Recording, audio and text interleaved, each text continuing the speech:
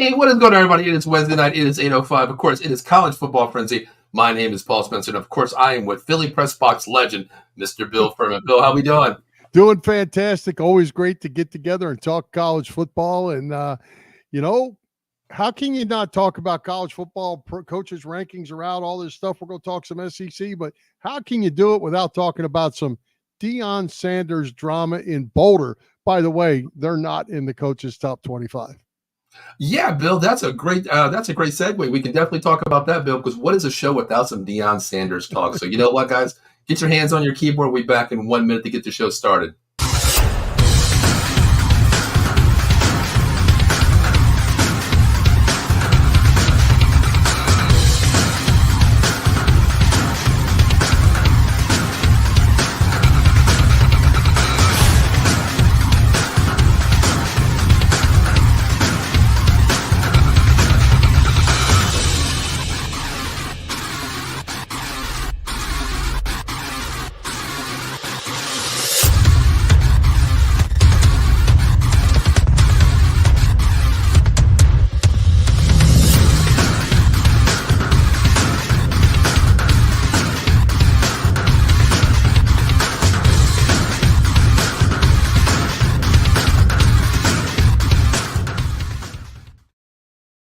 All right, Bill, we are back. Just like that thing says, Bill, 133 teams, one champion. Who would it be? But, Bill, tonight, we're not going to worry about all 133. We're going to talk about the powerhouse SEC, Bill.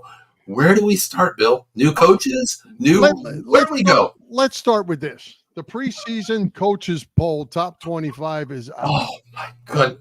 Bill. Right? Listen to me. Bill, I seen this. Go ahead. I'm mind blown. Georgia is number 1. Yep. Texas is number 4. Yep. Alabama's number 5. Ole Miss is number 6. They're all in the SEC, by the way. Number 11 is Missouri. Number 12 is LSU. Number 15 is Tennessee, and it continues on.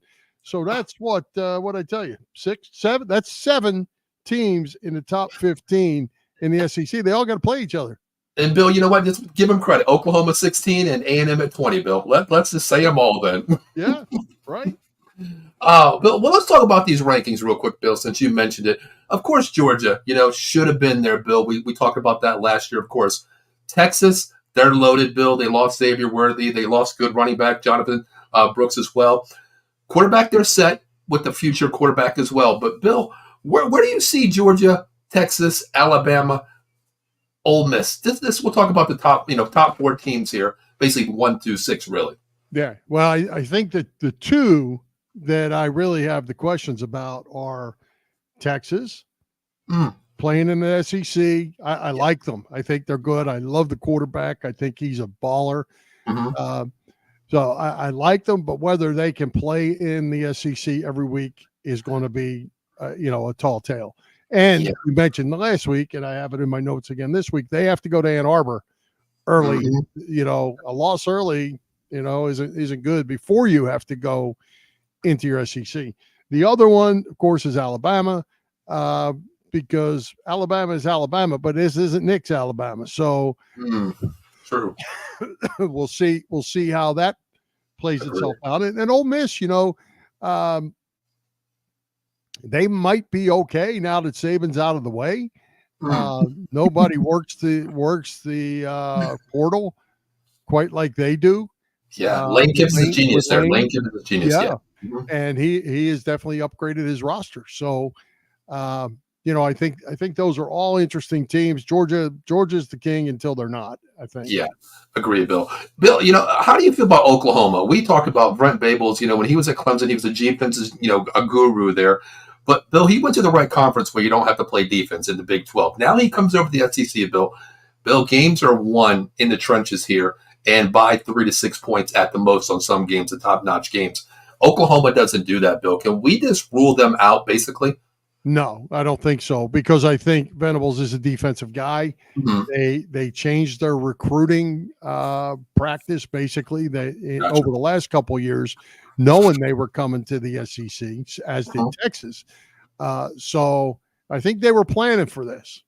whether they have the guys and have the depth and all that to play in that conference every week, I think is really the challenge. But Brent Venables is a good football coach. He definitely is. Definitely is. Bill, you mentioned roster from Oklahoma. We always laugh at some players who has spent Bo Nix 6 years. Sam Hartman 6 years in college. And I won't even talk about your guy from Penn State, Bill. I won't even mention his name, Mr. 8 years or whatever he was. But, Bill, Oklahoma, Casey Thompson, their starting quarterback, QB1, his 7th year, Bill. Yeah. Do you have in front of you where all he's been? I didn't write that. I didn't write that down, Bill. I just looked at it and I'm like, well, my hand is actually getting tired of all the places he played. Yeah. I just think unless there's some reasons for it, I just think this whole 6-7 year thing is just ridiculous. I agree, Bill. I agree. I mean, I don't get it. Well, they did lose Dylan Grabier, of course. He's in the Big Ten with Oregon now, of course. But Bill, the transfer portal, it's hit or miss, but still, Bill, I agree with you 100%. It's old school to me, where you commit to a school, live out your commitment, get your education first and foremost, and then I understand if a coaching recruits you, leaves by either be fired or goes to another school, then it's okay to decommit and put your name in the bucket, Bill. But 7 years, Bill, my goodness, it's I don't understand it, Bill. Yeah, unless there's medical red shirt issues, something like that. Yes, I can work around that, but that should be few and far between. That shouldn't be guys every year that are popping back up, and basically it's if a guy can somehow get a year eligibility because of all these transfers and everybody left the cupboard dry, that's what they're after, and I'm not too good about that. Yeah. Any comments? He said all these teams are pretty damn good. Yeah, the SEC is a powerhouse, and they only got better bringing in Texas and even Oklahoma. Bill, I agree. You can't count them out because Brent is a defensive specialist, and this is his forte in this division here. We always know Oklahoma can put up points, but can they put up points in a stacked division, a conference, opposed to the Big 12 where any team can score 50 points on any given day? That's right. Well, we're going to find out. Hey, before we get to talk about Deion Sanders, I pulled up something, or I pulled this and printed it out so I can share it with you. USA Today, this is as of August 6th, so it's current, right?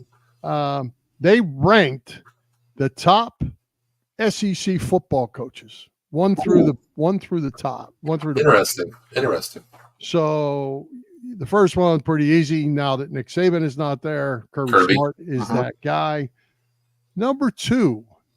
Bill, I will go Lane Kiffin. How about Brian Kelly? I knew you would love that.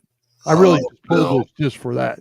Bill, do we have a stop button on the show real quick? Because, Brian Kelly, Bill, oh my goodness. Really? Who is it? USA did this, Bill? USA? Today. This isn't too long, so I'll just share it with you. Kelly's 20 victories in 2 LSU seasons aren't his ceiling. He's recruiting as well as ever. He's made LSU a destination for offense. Defensive liabilities separate LSU from national championship contention, but Kelly smartly rebuilt his coaching staff. His 3rd season will redefine perception of the direction of his tenure. So far, the trajectory looks promising. Well, Bill, I might have to things at Baton Rouge, pal. Yeah, I don't know about them, Bill. What is your take on that, Bill? I have him top 5. I mean, he is an offensive, a great coach. His scheme is incredible.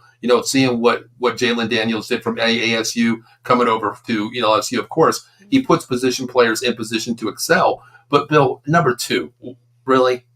Yeah. Well, I'll hit the next few just so we can throw them all in the conversation. Number 3 was Steve Sarkisian. Number 4, a little high, I think, without really knowing much what we know. Kalen DeBoer. Yeah. Number 5 was Lane Kiffin. Number 6 was Josh Heupel. Number 7, and we're going to get to this one because this is going to be, I'll just throw it out there. This is my sleeper SEC team. Okay. Elia Drinkwitz at Missouri won 11 games in 2023, and he's got a lot of money coming into that program, NIL money, and 11 wins was a good season for the Missouri Tigers, and they could make a little noise I agree. I agree with that one, Bill. I think that is a sleeper team based on that win season last year. You always have your top five teams, Bill, but who would have thought Mizzou would be the football team that could make some noise in Yeah. And one other one I'll throw out here for you is Brent Venables was number 11. Wow, 11. Yep. Wow. Wow. Yep. And I'll read this real quick for you, too. The jury remains in deliberations as to whether Venables will be a hit at OU. He misfired in year one before rebounding last season, but the Sooners limped to the finish. His expertise comes on defense, a unit that remains under construction but is improving. His star quarterback and offensive coordinator departed in the offseason. The fork in the road of his tenure arrives this year. Wow. So basically, USA Today has him on the hot seat, Bill. Yeah, they do. Wow. And it's burning. It's burning. Yep. Oh. Yep. Wow. Absolutely. And Jeff Levy, the guy that they're talking about, he is now the head coach at Mississippi State. Mm-hmm. They ranked him 15th. I don't know that that's fair because he just got there. Clark Lee at Vanderbilt was number 16. Okay. Billy Napier at Florida is 14. Not good for him. No, it's not. I agree, Bill. I don't. Well, Kirby Smart's unanimous number one, of course. Mr. So you have to put Kirby there, Bill. But what do you feel about that 2 spot, Bill? Brian Kelly, because I thought Lane Kiffin would be a little bit higher. I mean, he's turned Ole Miss into something that is credible. Hotty Toddy is back, football wise. I love him as a coach, Bill. I just think he got a bad rep. USC, all his schools before this. How do you feel about that, Bill? Well, I mean, Lane's a bit of a shyster. True. He's a good football coach, but you just don't. He's not the kind of guy. I don't think that you're going to say, "Man, I'd love to have my son go play for Lane Kiffin." True. I think I would say I'd like to have my son go play for Kirby Smart. So I'll leave that. He has done a good job, and he couldn't beat Nick. That was one of his problems. But yeah, as far as Kelly at LSU, I wasn't a Kelly fan at Notre Dame. Me neither. Because he just didn't ever seem to get it all the way done. He had some good teams, couldn't get it all the way done. But I think he's a hot ticket now because he's got 2 guys picked in the top 6. Sure. Was it? Yeah. So. He's got a Heisman Trophy winner. He has had a tremendous wide receiver. So, I mean, he might be, today's flavor that pushes him up in the rankings. He doesn't have those guys this year. He's going to have good ones. He's going to have good players, but those 2 are really good. Yeah, I agree, Bill. I want to come back to this next year and see how he is without Jane Daniels, Malik Neighbors, of course, seeing how that ranking is, of course. But, Bill, looking at the Alabama coaching tree, Kiffin was there. Sarkisian was there. So many coaches that get expanded to other conferences, other teams, have played under Nick Saban, Bill. And just like you said, Napier, the head coach at Florida, you think he's on the hot seat. We didn't even really mention him, Bill. Yeah, he is on the hot seat. I agree. They just haven't been good enough. And I think what a lot of the problem was with Florida and Miami, we'll get to that another week probably, and Florida State. Florida State's got it turned around, but Florida used to get all those kids. Yeah. A bunch of kids, and their recruiting has been down because one, Florida State's back good again. True. Miami's got a homegrown guy that might help with that, but a lot of Florida kids are leaving Florida now because there's bags in Boulder, Colorado that they're chasing after. So, yeah, I think Billy Napier is he's definitely on the hot seat. I agree. Bill, I know you're down in Miami, of course. Eddie has a question. Is there a kid at Miami who's been in college for 7 years? I'm not sure who it is. Actually. I don't know either. Well, the quarterback that transferred over from Washington. That was Washington State. Well, they still have Graham Mertz too, correct? Yeah, I think they do. But yeah, I think Florida has Graham Mertz. What's the kid's name? I should know this off the top of my head. He was the big late signee that. Yes, I didn't write his name down, Bill. He was kind of the last one that was left. Oh goodness, what was his name? I'm drawing a I blank. saw him on the news the other day on the ACC tour. They were in Miami. I saw him. They interviewed him, and I'm not thinking of his name. But anyway, he's been around a long time. Gotcha. I don't even know his name, but I can look it up real quick. You do know it. We talked about As him. Soon as I see it, Bill, I will we know. talked about it last year a lot. Oh goodness, what was his name? Oh my goodness. That's why these early in the season shows. I'm trying not to look it up because I want to. Got to have your book with you. It is, Bill. I tell you, we're getting exactly. I know. But Bill, the rankings there. Okay, we have Georgia 1, Texas 4, Bama 5, Ole Miss 6. Mizzou is that sleeper team at 11 there, Bill. Do you think LSU, Tennessee, Oklahoma, A&M can make a move somewhere, Bill? Because, Bill, this is the first year in college football, Bill, that we can actually say you lose one early or you lose one late, you're still in the BCS, the ranking here to get to the championship with the new expanded process. Well, I think I like Josh Heupel too. I like what he's done at Tennessee. I don't know, now his quarterback situation should be cleared up a little bit. Cam McCormick. Cam McCormick, I did. Oh, wow. Ninth. Wow. He's as old as me, Paul. Jeez, Bill, you know what? We should get him on the show and we can talk old school football, right, Bill.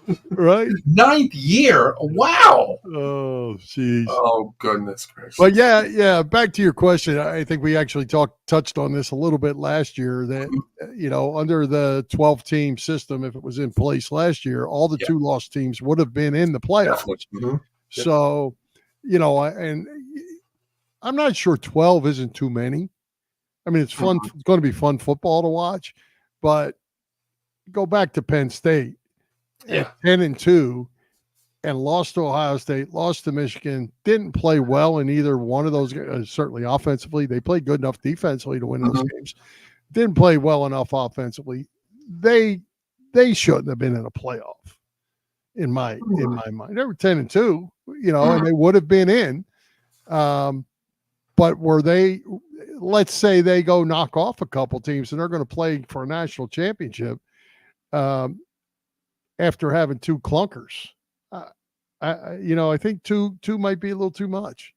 Well, Bill, this is not, SEC related here, but, based on the new expanded playoff system, me being a Notre Dame fan, I'm really happy about this, Bill, because if we can get over the hump on game 1 versus A&M, of course, Bill, we've never had a cupcake schedule where I can say, like, okay, the odds of winning this game are over 85% the rest of the way of the season. 12-0 should be very consumable for Notre Dame this year. Yep. But, Bill, they're really considered a independent non-Power 5 team here. If you think about it, they're guaranteed the top Power 5, a non-Power 5 team to make the playoffs, Bill. Would you rather have I don't even know where San Jose State's at now, Bill, what conference they're in. Let's just say a team out there in the old Big West or even the Pac-2, as we call it now, go undefeated, Bill, and Notre Dame loses one game. Even the rankings, that Big West Pac-2 team is lower than Notre Dame. Who would you rather have in there, Bill? The name of Notre Dame or a team that's undefeated? Well, I think a team that's undefeated should be in there. Agree. I think we saw that with Florida State last year. Exactly. That's the reason why I want to ask you that. Yeah. Mm-hmm. That was wrong. I think we'll see how this plays out. I think this whole thing for Notre Dame is bad. It is. It's forcing them to join a conference, Bill. It is. Yeah. I mean, let's just say we're running all these teams. I don't even know if they all play each other at this point. Let's just say Alabama, Texas, and Ole Miss, who we had all ranked in the top 6, all lose to Georgia. Wow. Say they all lose to them by less than a touchdown. Wow. And they're sitting here and you're trying to fill a 12th spot. And they've won all their other games. But they lost to Georgia. Do you want that team or do you want a team that played a cupcake schedule?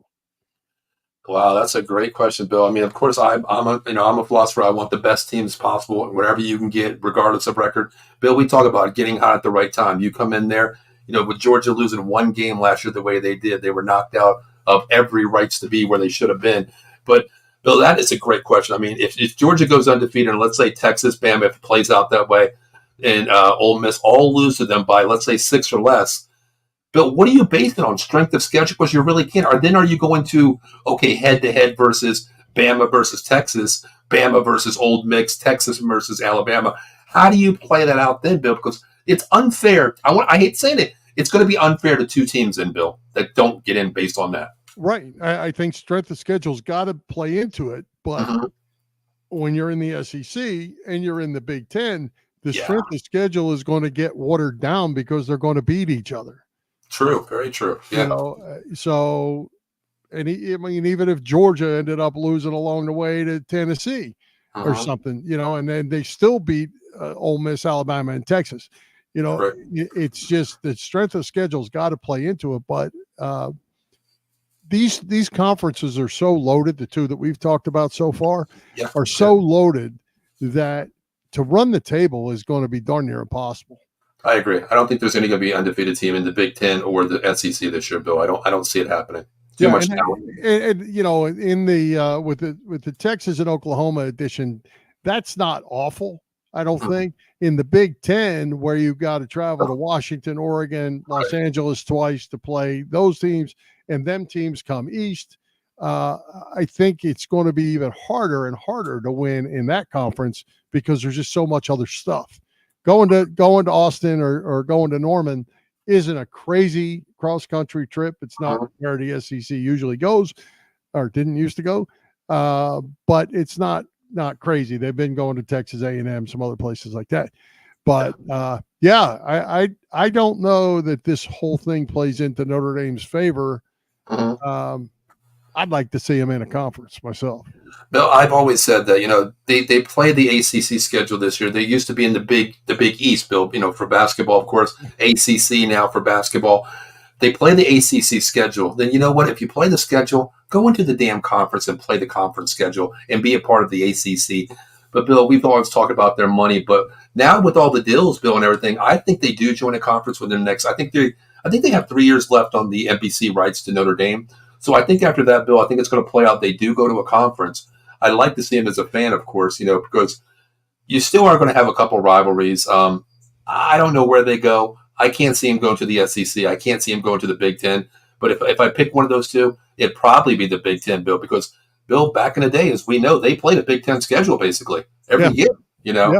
Yeah. And they had opportunities to go to the Big Ten and chose not to. They chose the money side, I guess. But they carry the academic standards and other things that the Big Ten schools look for, and Notre Dame would have been a great addition to that. There have been some really good football games with them in the mix. Well, you know, we talked about, you know, the strength of schedule here. You talked about Missouri being a sleeper here, Bill. You know, I didn't look at their schedule, of course. We picked some top games that we're going to talk about that, you know, time frames. But, you know, I look at Missouri here. If Missouri goes, they play 12 games this year. Say they go 11-1, they lose to a Georgia by 3. You know, Bama goes 11-1, they beat Georgia. So you're going to take those two teams most likely head to head. But then your team like Mizzou, they get overlooked, Bill, because it's Mizzou. It's not Georgia. It's not Bama. It's not Texas, Bill. Well, I think what you're going to find if you're sitting there at 11-1, where you're cruising through the season 8-1, 9-1, and you're knocking people off, people are going to take notice. Right. I don't know that it's going to matter if you're Mizzou or Clemson. It's not going to make any difference. I think people are going to recognize the winning just like they recognize the losing. So, yeah, I think they'll be fine. And again, if it plays out like it would have last year, 2 losses get you in anyway. Right. Unless we end up with a whole pile of teams with 2 losses that we have to start splitting hairs again. You know, and then they say, well, we should have had three lost teams, you know. Well, Bill, you know, every year we talk about it, you know, we've been doing a show for this our second year together. We always talked about that word chaos, Bill. BCS, you know, projections here, playoffs, chaos. Bill, 12 teams. Do you think, and this is early, do you think we're going to get chaos, Bill, once again with the committee? Yeah, I do, because, again, I think teams are going to beat each other. You're not going to be sitting here at championship weekend and have all these undefeated teams and whatever. You might not have any undefeated teams Right. going into championship weekend, and then you get upsets there. Maybe you have a 2-loss team beat a 1-loss team in a championship game. So, yeah, I think there's going to be chaos because I think there's going to be a lot of 10-2 teams sitting there come selection time. And he says not as bad as last year's chaos. Last year was just mind-blowing where you leave Florida State out. Georgia loses. They don't even get a shot to be in there. It was chaos to some effect, of course, but this year I think there is going to be some, Bill, because just like we said, 11-2 teams, they're going to, to get missed out. A team that's going to be undefeated in a non-ranking system, they could be put in over this. I just want to see how it's going to play out. It's first year, but it's trial and error, Bill. We don't know what's going to happen, so can't wait to see that one as well. But yeah, I just hope that what happened to Florida State never happens to anybody else. Agree. I hope they learned a lesson. I hope they learned a lesson from that. Whether they would have got blown out or not without their quarterback, they won all their games in your Power 5 conference, and you slapped the conference and you slapped the team because their quarterback got hurt. That was just wrong, and I hope that part never happens again. About 2 weeks ago, since we were doing college football, last week, right after the show, I went on Twitter, and I put a thing on there based on last year for college football fans. I said, based on last year, Florida State being undefeated, being left out, what was the real reason? Jordan Travis was hurt. New quarterback comes in. They don't deserve to be there. All these different choices, Bill. And I tell you what, a lot of people don't understand football because they said they didn't belong. That is the biggest BS I've ever heard in my life, Bill. Yeah. Well, all you could do is put the schedule together, play in a Power 5 conference, and win all your games. Agree. There's nothing else for you to do. And they, you say, well, let the chips fall where they may. Well, they fell in the wrong place for them. They sure did. Yeah. Well, Bill, let's talk about some of the teams here. Number one, of course, Georgia. Returning quarterback Carson Beck is coming back. He surprised me last year. He looked really great. He's one of those quarterbacks that he's not the biggest name in the world, Bill, but you know what? He goes out there, puts his hard hat on, and whatever needs to be done, he does it. He finds ways to win the game. But, Bill, you talked about Florida used to get all the recruits. Bill, Trevor Etienne from Florida flips over to Georgia, starting tailback now. Yeah, that's blasphemy down in these parts. Yes. Yeah. But I, if nothing else, that's a red flag of what's going on with Billy Napier. That probably his best player opted out, and again, Georgia may have come with a bag. There's all that now too. They may have come with so much money that the kid might have said, "Man, I'd love to stay here in Florida, but I'm going to get paid in a big way to go to Georgia, so I'm going." Agree, Bill. I know in Florida they drive Lamborghinis, but on Georgia now I'm hearing they drive Ferraris, So. Yeah, and they drive them fast, recklessly. Exactly. With a couple bags in the back seat if there is a back seat there. Right. Oh, goodness. Oh, Georgia is refueling, Bill. We always talked about, losing, I think it was 8 recruits last year going in, the 1, 2, 3, 5th round from Georgia last year. We always talk about Alabama restocking, retooling, rebuilding, Bill, building from the foundation up. But Georgia's name, Bill, everybody's going to go there. They deserve the preseason number 1, of course. Do you see that Alabama, let's talk about Alabama here, Jalen Milroe, Bill. How do you feel about him? He progressed last year, Bill. He really did under that system with Tommy Rees. Yeah, he did. He finally found him. Yeah, he did. And, I like him. I like him. I think he's a pretty good quarterback. Right. Certainly got better as the season went on. It'll be interesting to see how he's used in this new system. Tommy Rees is still there, right? So they can build on that. But is it going to be Tommy's offense, or is it going to be DeBoer's offense, or combination of both? That's a great question. Yeah, that's a great question. I mean, I don't know, Bill. There's a reason why Tommy Rees left under the Freeman system. He wanted to be the name for it. Freeman didn't agree with it. Even though he's a defensive-minded coach, he didn't agree with the way they ran it. He goes down to Saban. But, Bill, that first 5 or 6 weeks, we saw Tommy Rees's offense. It wasn't the offense that they needed from Milroe. So I hope he learned his lesson. As DeBoer says, hey, go back and watch week 7 through 11 to the BCS here. We need to run a system that fits Milroy first and foremost. Yeah. And I'm going to bet that Tommy Rees is probably a heck of a lot better football coach today than he was at this time last year. Agreed. He learned some lessons, just like you pointed out. Milroy was not very good at the beginning of the year. Working under Nick and what goes on there with Saban. I'm sure there were many, many hours spent sorting that stuff out, and Milroy became a good player. Alabama became a good team. Tommy Rees looked like he was a good coach. So, Yeah. I mean, Bill, this is the first year that Alabama really doesn't have a top 25 wide receiver, Bill. I mean, look at their roster. They have Jermaine Bernard. He's a 4-star recruit, not in the top ESPN 100 being ranking-wise.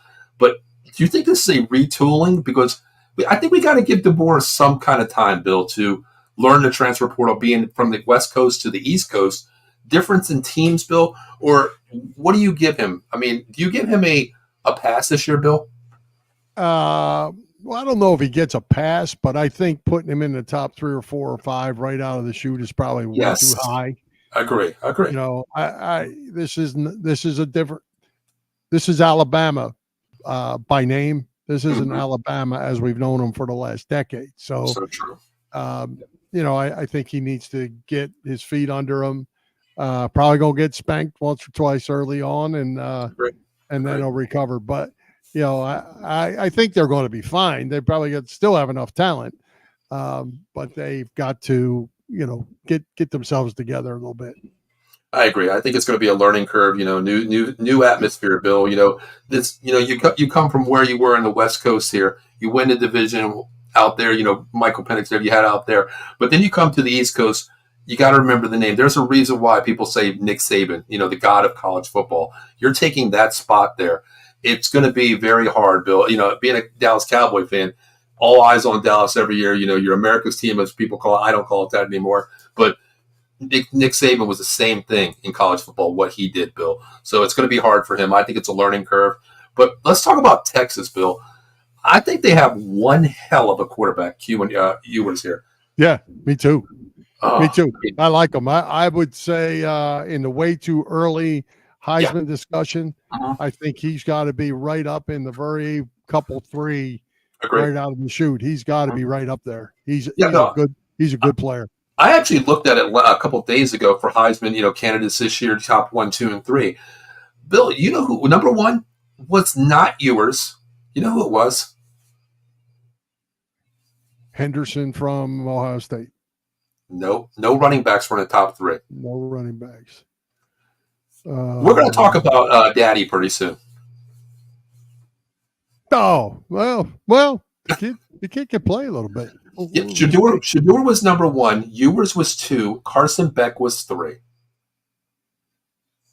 Okay. Now, I don't disagree with it. I mean, Shador's going to put up numbers. Of course, we know what he does out there. But Carson Beck, he has a loaded team, of course. You know, Georgia puts up points. But Ewers, I mean, Bill, they lost a lot of weapons. Worthy, Jonathan Brooks last year, you know, 2 outside, one the fastest wide receiver for Texas. They're starting tailback, Bill. But, man, Sarkisian, I think he has a loaded class, Bill, because this is his, 4th year out there? This is his senior class, if you think about it. They're loaded. They're loaded. He is a really good offensive coach, Sarkisian.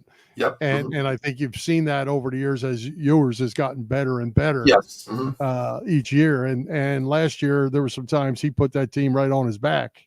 Yeah. And when they needed big plays and needed wins, he got them for them. I mean, Bill, I forgot what game it was last year. We looked at Ewers' numbers one time at halftime. I think he had 350 plus or something. Right. And we're thinking, like, is this a game or is it? It was halftime. I'm like, wow. Yeah, amazing.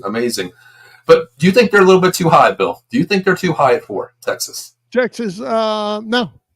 No, okay. No, not yet. Okay. Not yet. Okay. Well, let's talk about Ole Miss. I mean, they have an outstanding quarterback, Jackson Dart. I love this kid. I think, Bill, he fits the system for Lane Kiffin's spread offense. Bill, that last game against LSU, 50-something to 50-something, a shootout. This is what Ole Miss is about. Lane Kiffin loves to spread that ball out, Bill. But Ohio State got richer with Judkins, their starting tailback. Could have been a Heisman candidate. Transfers. Now they have C.J. Baxter, an underclassman, Bill. How do you feel about that reload? Well, again, we're talking bags of money in Columbus this time. Yeah. Yes. It took that kid who's probably the best running back in the country or one of the top couple away from them. I think with Kiffin, you kind of have to wait and see because there's so much roster movement. Yeah. Until they get on the field and you find out who's playing and doing what, he's kind of hard to figure out because you try to look at last year, that doesn't give you a good indication of what's in camp right now. Agree. I agree 100% with that, Bill. And also, Ole Miss, what I want to say, Bill, is you're talking about money there. It's crazy that he followed the money there. Judkins went to Ohio State because you're going to split time with another running back too. You were the man down at Ole Miss, Bill, and you go to Ohio State.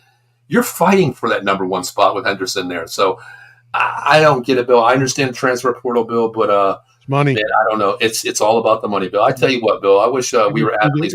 I believe if we knew the money in that deal, we would fall out of our chair. Oh, Bill, you know what? One day, Bill, we're going to do a contract show, maybe like 15, 20 minutes of the show, and we are just going to sit here. We're probably going to drool all throughout the show for that one, Bill. Oh, gosh. Backup money is probably more than we've seen in our lifetime, Bill. Oh, absolutely. Hey, can I run a couple games by you? Sure thing. Let's talk some games. You know how we hit the schedule last week, on the SEC? I started looking at on the Big Ten. I started looking at the SEC, and I only did like 3 or 4 weeks of this. Okay. Right out of the chute. Labor Day weekend on Saturday noon, Clemson, Georgia. I'd seen that one. Yes. Yeah. Yes. They're calling that week 0. Week 0. Okay. By the way, Temple's at Oklahoma that day. Go Temple. Later on that day at 3:30, Miami is at Florida.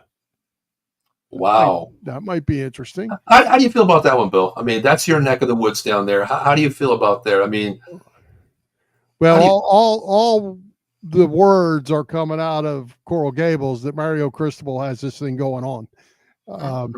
But I've been hearing about that for a long time, and it never works out. So we'll see.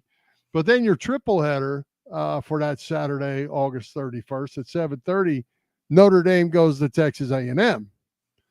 Yeah, that's opening weekend, Bill, August 31st. Yeah, right. Week 0, I think they call that. Yep. And that's at 7:30. Also at 7:30 that night, Southern Cal is at LSU. Wow. So there's some good SEC games opening weekend that are going to be pretty good. You go to week 1. We talked about this last week. Texas at Michigan. Yep. That was the only big game with the SEC teams. Bill, with that game there, Texas, Michigan, I don't think it's a measuring stick for Texas this year. Michigan's in a rebuild mode, of course.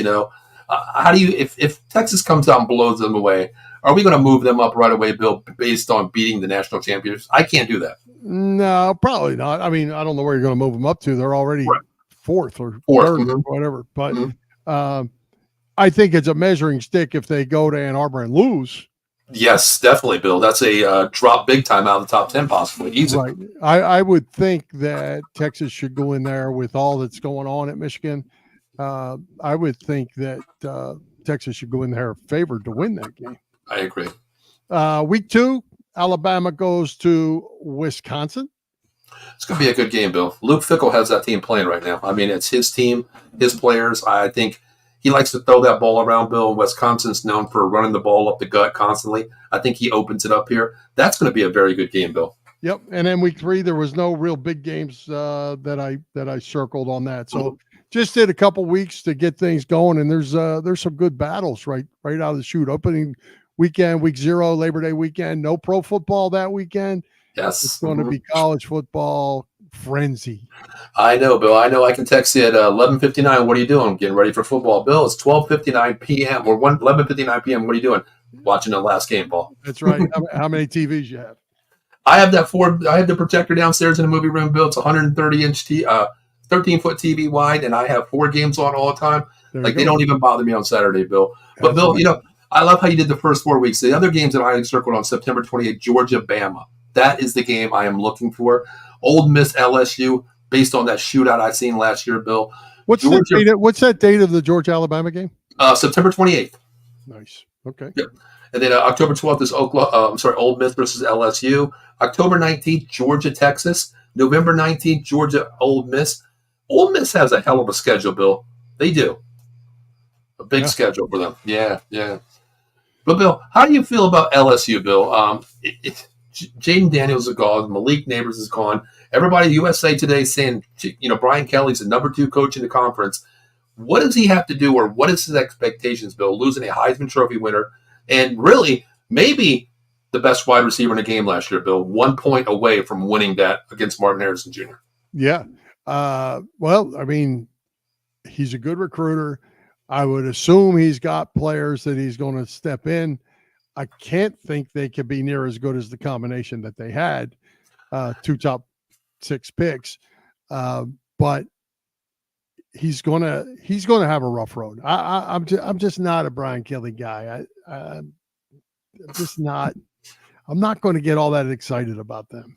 Yeah, I'll put aside the hatred that I have for Brian Kelly for what he did to Notre Dame. Never could win us the prime time big game, of course, or the way he left Notre Dame, Bill. Dancing, twerking down at Baton Rouge down there, in the Bayou. But Jaden Daniels and their starting quarterback now is Garrett Ninemuser. I mean, I need to say his name right, but that is a big, big up and down, weight scale there, Bill. Yeah. I mean, I guess all you could do with them is just wait until they get on the field. I agree too. The kid probably wouldn't be the quarterback at LSU if he couldn't play. True. So we got to give him that part, but he's got big holes to fill for sure. He definitely does. I want to see them on the field. It's going to pass the eye test for me. Stat sheet or box score depth chart. I'm not going to hit into that one, Bill, because I have to see what LSU is losing 2 top players in the top 6, just like you said from last year. How they're going to come out. Brian, just like you said, Brian Kelly is not going to bring a quarterback in who's basically a 3-star recruit. He's going to get that quarterback, and how he turned Jaden Daniels in from a star into a superstar in 1 year, Bill. Yeah. So we'll see with that one. Other team I want to talk about, Bill. Is there any other team you want to talk about? I want to talk about Oklahoma a little bit, Bill. Go ahead. Let's do it. Oklahoma. Dylan Gabriel's gone. His 6th year at Oregon now, of course. Money, chase the money big time. $2 million signing bonus, plus a dealership, whatever he got out there, Bill. I'm just kidding. I'm drooling talking about it, Bill, But how do you feel 7th-year senior Casey Thompson, who's been a journeyman, Bill, coming in, going to the SEC, Bill? Their forte is they score, but they don't play defense. But then again, they have Venables, a defensive guru. How do you see them, Bill, going in here with this kind of reload as well? Yeah, and just I hate to keep saying we're going to have to wait and see. We're going to have to see how the schedule falls out, how they respond to week after week after week of SEC competition. Yeah. They're not going to have any cupcakes on that schedule. It's going to be tough. And they're going to have to play better defense. Venables can do that. But now with a 7th-year quarterback, are they going to be good enough on offense? So I'm going Oklahoma probably in the middle of the pack and until I see differently. Okay. I mean, they're sitting at 16 now, Bill, but let's project something, Bill.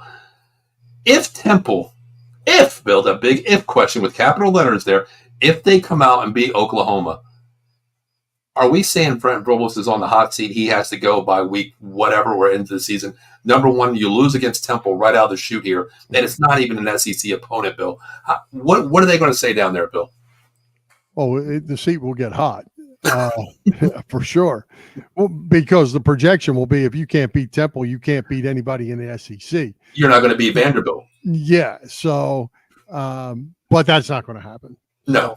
Oklahoma's probably going to put up 70, and everybody's going to think they're great, and and they're not going to be as great as everybody wants them out to be. So I agree. Evan actually agrees with you. He says Missouri's going to be the sneaky team this year. I'd love to see the Tigers up there again. I think they will.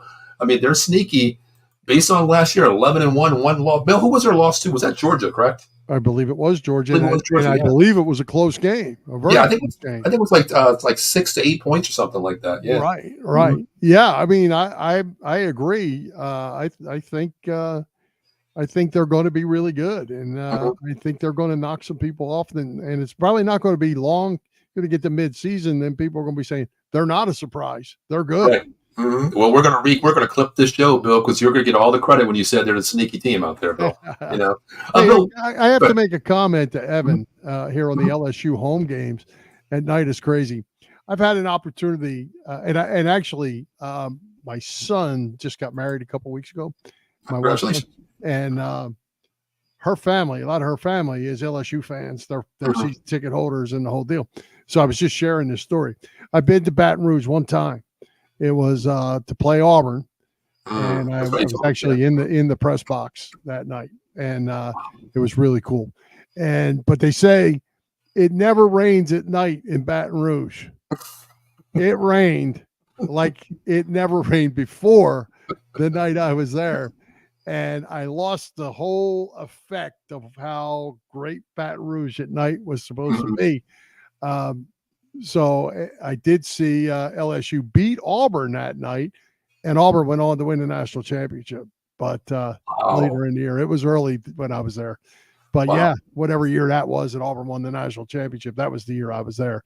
Yeah, I've never been to LSU Stadium, Bill. That's one of my things. I've always wanted to see how that's. We talked about it before, how they mark the field. That's something I just want to see with that one, because to me, it makes the field look so much bigger and wider to me. I've always wanted to go down there, Bill. But yeah, it was fun. It was still fun, but it wasn't like crazy Death Valley, like it gets when you see it on TV. Well, Bill, remind me never to go to a USC game with you, because it never rains in Southern California. Right. So, I don't want to go to a game out there with you, Bill, because that'd be the one time it does happen, right? Right. Eddie says Mario, first of all, will lose a couple games because of his bonehead decision. Has he learned from that, Bill? Because we almost had a whole show about that. No, because he did it at Oregon. He turned around and did it again at Miami. No, he didn't learn. If he didn't learn the first time, he's not going to learn the second time. Yeah, I agree with. Was that Eddie? Yeah, I agree with Eddie. That's why Miami to me it's always talk and show me, just show me. Stop talking about it and show me. Agree. Evan says he's closer to A&M than LSU. Have you ever been to the 12th Man out there? I have not, but I would. That's on my bucket list. That's my bucket list. Yeah. I would love to go there. I was talking to Katie, my fiance. I was like, hey, my Christmas trip, how about can I get a ticket to go to Oklahoma, Texas A&M to watch Notre Dame? Bill, those tickets, oh my God, they are hard as hell to get unless you know somebody. And the price, if you can get one, Bill, let's just say if I wanted a new car, I could probably buy a new car. Get out. $4,000, Bill. I looked it up 2 weeks ago. $4,000, Bill. $4,000. Nosebleed. I'll sit right in front of my 4 screens and watch it. That's right, Bill. We got the best seat in the house. That's right. Bill, any other team you want to talk about? I know we went through a couple of teams here, basically talked about our top 6, really. Is there any team that you other want to talk about, or you think that deserves the recognition that we should be talking about, other than Missouri, which we already talked about them? Yeah, the only other one, I mentioned it briefly, and I don't have the details on the players at this point, but the Tennessee, Josh Heupel, I think, does a nice job. I think they can beat some people. They will always have a tough schedule. They'll play Georgia. They'll play Alabama. They'll play the tough teams. Yeah. But talk about going to a fun stadium. You go to the Neyland Stadium in Knoxville, that's a fun place to go to. I've never been there either, Bill. I've never been to that one either. Oh, wow. Yeah. How do you feel about Tennessee, though? I mean, I like Josh Heupel, of course. He's a QB that's been there for a while. He knows the programs. He knows how to coach. But, Bill, losing Joe Milton, Bill, I mean, how do you feel about that? That was a quarterback coming from Michigan who had the one hell of an arm, like a Jamarcus Russell kind of arm, the deep ball. Inside passing-wise, routes wasn't there, but he progressed last year too, Bill. He's moved on. How do you see it? Is it a retool this year? I didn't do their roster, Bill. I didn't look at their roster, of course. We can revisit that once in a while, but I don't know how they are, Bill. I didn't look at their roster top to bottom. Yeah, I haven't either. I just know Heupel does a good job, and I think Tennessee is going to get kids too. He's got them on the up. I'd say the ceiling is up for him in building that program. So they'll have players too, and I think they'll be good enough to compete with these big name teams in the SEC. I agree. Bill, real quick, I want to ask you about hot seat. We talked about that real quick. We got Billy Napier on the hot seat, of course. Okay. The other one I want to talk about, maybe Sam Pittman from Arkansas. I think he's going to be on the hot seat too. He has done nothing in his contract. I think might be out as well. But is there another coach, Bill, that I don't care if you're Georgia, Kirby Smart's not going anywhere, Bill, unless it's a downfall, 3-8 season or something like that, something that's never going to happen. But is there another coach from another team in the SEC that you would put on the hot seat, Bill? Well, Mark Stoops at Kentucky. Oh, great. Kentucky, yes. Yeah, I don't know. I think he just signed a new contract. I think he did. I think he just signed a new. But I was scratching my head when I saw it because, I mean, they're okay. Yeah. They're not great. They're probably not going to be great. I don't know. He's been there quite a while now. Mm-hmm. I don't know how long that continues to go on. I mean, they must like him if they gave him a new deal, but I don't expect Kentucky to win a whole lot of games. Maybe they'll go 6-6, maybe, but depending on what the schedule looks like. But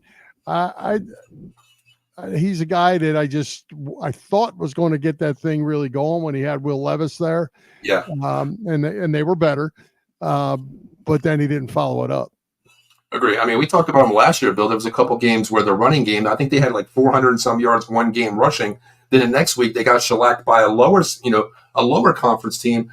I agree. I think Stoops might be on there as well. But Bill, the thing is, you sign this big lucrative contract, but that's not even safe anymore because they will buy you out, Bill, for the next best thing and that next slice of bread out there. They will buy you out and bring that in. I mean, we see so many coaches now, Bill, are getting paid by not one team, but two teams still, Bill. You know? Absolutely. Yeah. Absolutely. Yeah. Hey, we can't let the time get away from us without talking about Deion, your boy. Let's talk about that, Bill. We got about 5 minutes. Let's talk about it really quick. Bill, you start with this because I'm mind blown, Bill. What is going on in Colorado? Is he a celebrity or a coach, Bill? What is he? Oh, he's a celebrity. He's a celebrity. I don't get it. I mean, if half the things we're reading are true, I can't say what I'm going to say. It's a circus. It was going to be some other show, but we'll leave that out. Yes. It's a circus out there. Calling out newscasters, calling out journalists. It's always about me. I still can't get over the whole Coach Prime thing. That makes me sick. Never. The kids' names are coming up now as being part of the problem. Somebody beating up somebody in the locker room who happens to be his son that did it. In the meantime, the kid can play quarterback. Mm-hmm. But I'm gonna venture out to say that this is the last call for Coach Deion Sanders this year. He's out after this. I agree, Bill. All that hype coming in last year, beating TCU, going from Jackson State out there, getting there. I kind of seen it. I believed in it a little bit, Bill. I won't say I didn't because you bench your starting. You had a lot of starters for showing up to the game late. You still won the game. You go to Colorado. You beat TCU. Oh, my God, this guy's for real. He has a team here. Then you get blown out, Bill, and you go 3-8 the entire season here.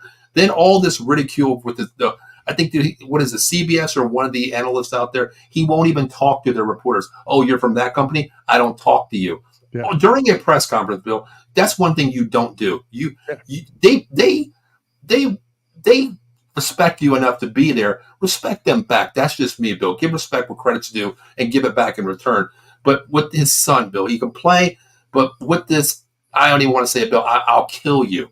Those comments, from his son basically to another player, that players don't want to play there, Bill. Top recruits are leaving, Bill. They don't want to play for them. It tells me one thing, Bill. We talk about going to play for the money. There's a difference, Bill. Going to play for the money and getting your ass ridiculed by the head coach. I'd rather go somewhere with less money and play for a coach that respects me and wants to teach me the right way and not just worry about the Sanders name, Bill. Yeah, and I think all these high school kids, a lot of these high school kids are sucked in by the lure of the Deion Sanders name. Yes. And a tremendous football player, obviously. He was. Sure.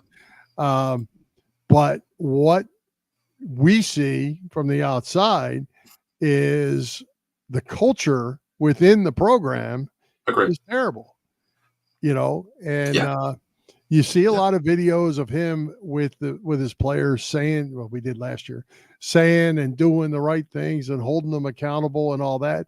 But then the actions you see that go to that Yeah. aren't there. Agreed. They aren't there. And Eddie, I think you're probably right. Yeah. Whether Shiloh can play in the next league or not, we're going to find out. The other one, the quarterback, Shador. Shador is pretty talented. Yes. Now, whether he comes to draft time and he is the kind of kid that you want to turn the keys to your organization over to, or is he just going to run rampant because that's what he's done? I think that will be the big question when it comes next year. Stats wise, he's going to throw for 400 yards a game. He's going to make sure of it. They're just going to air it out. He's going to try to have Heisman stats. And Daddy's going to try to make sure that happens. I feel 100% about that. And it's not going to matter if they're 3-9, 4-8. It's going to be 400 yards a game. Agree. And they're not going to win. I don't think they're going to win. I don't think they'll either be there. I don't think they will, Bill. I think their ceiling's probably 6 games, 7 if they're they play to out of their mind status. But Bill, there's 2 names on that team that I think just like they're going to pad stats: Shador Stevens and Travis Hunter. Those are Deion's boys that he calls his sons basically. Even though Travis is another name, but those are stat eaters. They're going to make sure that their stats are incredible, Bill. But, Bill, I want to ask you something. If you're the top offensive line recruit out there, you're a 5-star athlete, everybody in their right minds have given you a D1 scholarship offer your senior year to come aboard.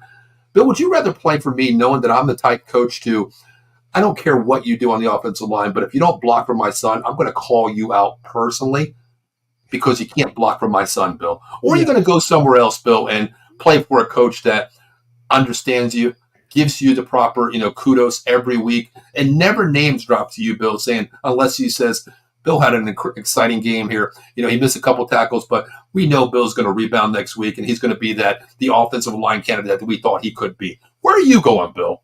Well, I think I'll go with this. I coached the offensive line for a long time. That's the reason why I asked, Bill. Just at the high school level, but for a long time. And they are special people. Offensive lineman, to be an offensive lineman, you're a special person. To get called out by your head coach that you are the reason that we stink, I would never go there. And I would never recommend any of my players go there because we're better than that. We work harder than everybody else. So true. And I'm not and maybe in his mind, Sanders' mind, he thinks that toughens them up. They suck it up or whatever. No. Nope. It's a different kind of creature that plays offensive line, and they work too hard to only get their name called when they get a holding penalty to start with. They never get their name called for making a block, so they already have that thing going against them. And now your coach doesn't have your back. Nah, no way. Couldn't have said it any better, Bill. Offensive linemen are, the unsung hero of the football team. I mean, that's where games are won and lost, no matter what you say. And the only thing they ever get their name called is for that holding penalty, that false start, or, that clipping penalty, or blocking the back, whatever you want to call it there, clipping, That's the only time they get their name, Bill. I had to step down from coaching because my back issues last week. I had a couple weeks ago, I had a tumor herniated disc, so I stepped down. And I went to talk to my team, and I told them, I was like, they're like, this offensive line doesn't block as well. And I was like, let me explain to you. Don't down them. Get better with them. Learn how to coach them too, because they're the key to the entire team. Just because we run a cue card system, you don't think they have to know the plays too? When we shift the play, they have to know wide receiver, quarterback, tight end, every position on the line. If they want to shift left, shift right, down block, they have to know everything on there. They know more than you do, basically, as a position weapon player, as a specialist. And they're like, really? I'm like, why don't you guys play running back and you guys play offensive line for them one game and see how you react to it and see, And I used to do that in JV football. Pop Warner football. I used to do that all the time, Bill, just to show them that the respect issue. But I don't know, Bill. I'm old school, and offensive line is where it's at. I've never played offensive line, Bill. I played QB and safety in my day, but you know. But Bill, next week, Bill, what do you want to talk about next week? We talked about the two power conferences, the Big Ten, the SEC. Bill, what do you want to talk about next week? I think we got to go ACC. I think we got to at least spend some time with Florida State and Clemson, Miami, and what's going on over there. There's still good football there.